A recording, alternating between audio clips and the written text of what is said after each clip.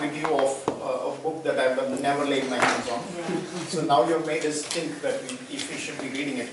Politics is a very sensitive topic. It's a taboo in Toastmasters, but I appreciate the way you handled it. I think that's what sensitive communication is all about.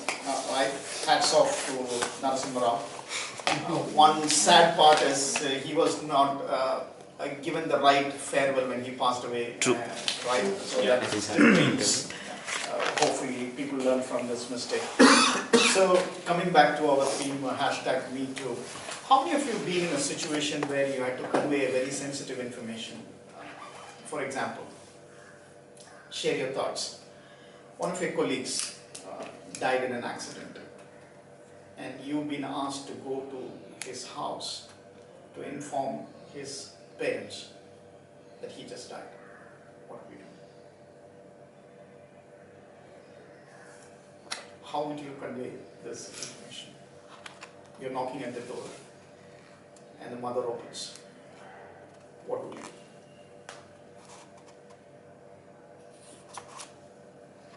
Will inform them. Freeze. Yeah. It's critical or something. Yeah. Have you been in a situation like this? Yeah. Okay. What did you do? I just went hugged her. I was crying. And she realized something happened. She was thinking some accident or something happened. He was just 29 when he was passed away. They went for amusement park and met with an accident in amusement park and died in the spot. And with his wife and a kid, 2 kids, 4 years and 2 years. And his mother is in Madhava. See, the message passed to me and I have to drive all the way. And when I'm driving, I was contemplating what has to be told. Oh my God. I hugged her and cried. I had not told anything. It took 15-20 minutes to... But she got it. After 2 weeks, we received the... Yeah, it's difficult to bring it down. I think this is what the power of communication is all about, right? There was not a single word that was spoken. True.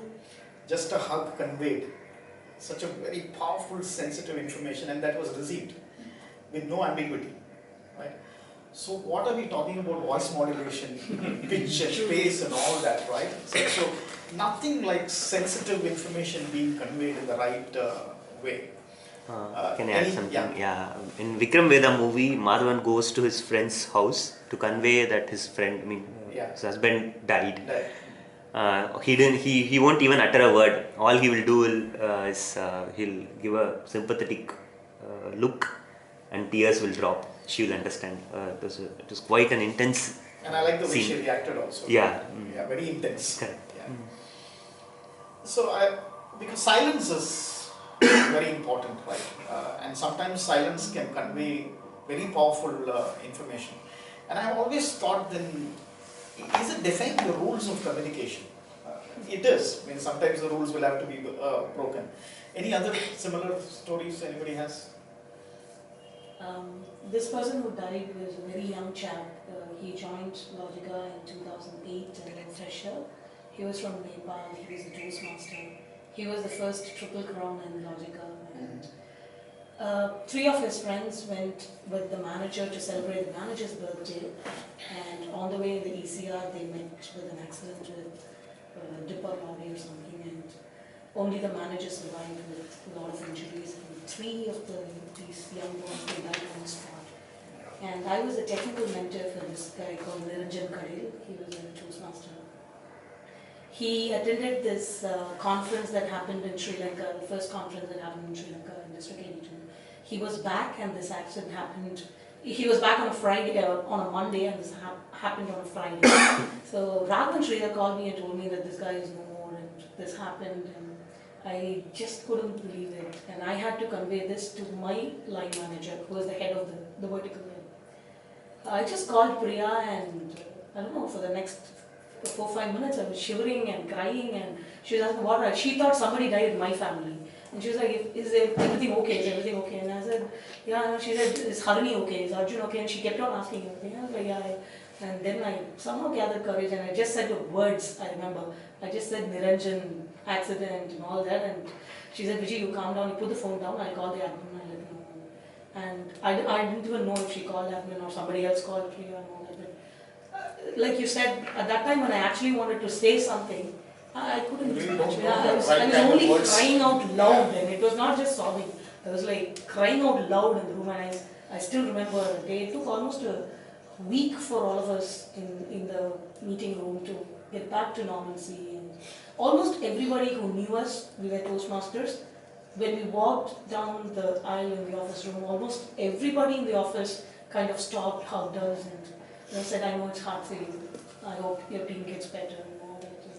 It was very overwhelming. But we were there in Kilpak Medical College for 3 hours when the autopsy was done, and we had to pack the body and send it to Nepal. And too much to handle for me in my entire life was this guy. That incident, right? Yeah. Incidentally, he was a club mentor too. Yeah, he was the club mentor for Srini Smith. Oh, okay. Wow. Yeah, I had a similar situation like him. One of my colleagues expired, and I was asked to go to their house and convey the message to the mom, only child. Again, 28 years old. He grew up the hard way, and I was told those days there was no mobile phone, nothing. We had to figure out the address and go there. Throughout on the way, I had an admin guy next to me. I was just practicing inside my mind as to how should I start, the right kind of words to use, and how should I react when she reacts, and how do I console her. Everything is running on my mind. I could just relate to what Karthik was saying. And I go there, gather the courage to knock the door, and I just knock the door, and I'm saying, "Yeah, you can do it, you can do it, you can do it." And his name was Suresh. And I opened the door, there was this bubbly mother. She must be like 50 plus, just smiling at a stranger. I'm a stranger, right? I just opened the door and I said, "Suresh." Yeah, Suresh Rama. So, friend. I completely froze. I didn't know. I had practiced so much. Here is a mother who is excited about a stranger's visit. And when I said Suresh, that excitement grew. Because this is my son's friend who has come looking. And after that, I didn't know what to say. And she was all smiles. Imagine her situation can completely change in the next second when I convey this message. And here is a mother who is standing, excited. I didn't know what to do. I was just staring at her. Nothing, I was just staring at her. She said, "Solunga, enna?" I was just staring at her. And she knew there was something wrong. Immediately she asked me, Suresh Kenache. I'm just still standing there. And she held my shoulders and started shaking. And she went hysteric. And I'm like completely frozen. Nothing is running in my mind. I'm staring at her. And she started hitting me hard. I thought I'll collapse. But to that extent she was hitting me. Tell me what happened. And I bluffed. I didn't have the courage to tell her that he expired. Chinna accident. And then she gave a deep breath and said, in the hospital. I said, in the hospital. It's actually in the mortuary. In the hospital. And I said, "One." She immediately latched the door and gave it. I didn't know. I was not prepared to take her. And she didn't even look back. The keys were not taken. She just slammed the door and said, "Come, let's go." And I was in a bike with another colleague of mine. And I didn't know. I didn't have a mobile phone to check with my manager as to what should I do now. She's right standing in front of me asking me to take her to the hospital. Nothing. I had to take an immediate step. And I said, "There's no other go. She has to understand the reality." And I put her in an auto with my colleague and said, "Take her, but I will go in front of you." And I rushed to the office, told my manager, "Here is the situation. I can't handle it alone. You guys come." Then 3 of us ran, and this auto was coming very slow, and she was pushing the auto guy, "Go fast, why are you going slow?" And then we land in the hospital, we meet the doctor and say, "Please handle it the way you can handle it." He said, "Absolutely no problem," because we have seen so many cases like this. And it's our job to convey. And then she comes, it's so vividly present in front of my eyes, I know how it feels. And the doctor very coolly told her, "Look here ma'am, there was an accident, there is an injury in the brain, we are trying our best to see what we can do. You please sit here, but we can't promise anything. please hold on, have strength. So she's like, he's preparing her step by step. I said, why didn't I get this courage to convey this step by step information to that mom? I was there throughout, 2 days, the way the message was conveyed, the way she took it and the way it affected her, everything is there in front of my eyes. And that is where there was a communication breakdown. So I was useless. I was sent to convey something, but I did not convey. Maybe the silence, knowing now, would have probably helped, meaning weeping and hugging, right? That really makes a lot of sense.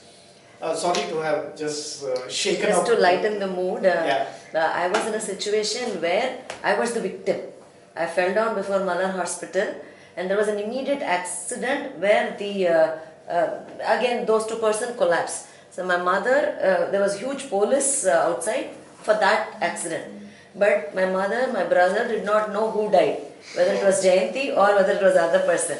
My goodness. So, and I was telling the doctor, looking at the police, my mother would become panic, and she would think that everybody is bluffing that I am safe. But the sisters are saying, no, your daughter is safe. She didn't believe. She was yelling, she was shouting, and I could see how a mother could behave if I am not there. Yeah. So I could literally see on the other side, she couldn't see me here on this side. I was alive. Now imagine that small piece of time that she would have, what she would have undergone, right? Yeah, at the end of the day, that is life. So again, the focus is not on the kind of the message, but the focus is on communication. How do we handle such situation? How do we communicate in such situations? And that keeps us thinking as to what are the rules and myths that can be broken when it comes to a situation like this. Sorry for that long rant, but let us get on with the next part of this. I'll make it a little lighter. Yes. Yeah. Right, but some point of time we need to definitely dwell into something like this, right? How long we will say, no, we don't have the heart to discuss all of these things. We'll push it. We will push it. But at the end of the day, these are all realities in life. Okay, let's get on to the prepared speech session. Today we have kind of shuffled the prepared speech today. Out of 4, only 3 are there. Moki could not make it. So the first speech would be by Toastmaster Ashok. Oh. Yeah, Toastmaster Ashok is doing his Pathways Level 1 Innovative Planning. And his evaluator would be Toastmaster Jayanti. Before Ashok gets to speak, I would request Toastmaster Jayanti to read out his objective. Yeah, as everybody are aware, the purpose statement or the objective of the project is for the member to present the speech on any topic, receive feedback and apply the same feedback to a second speech. And he can receive feedback in the evaluation form or through online. The speech may be humorous, informational or any style the member chooses. The speech title goes Chanta Hai. And timer, please note the length of the speech is 5 to 7 minutes. Thank Over you, to you. Toastmaster Jayanti. Over to Toastmaster Ashok.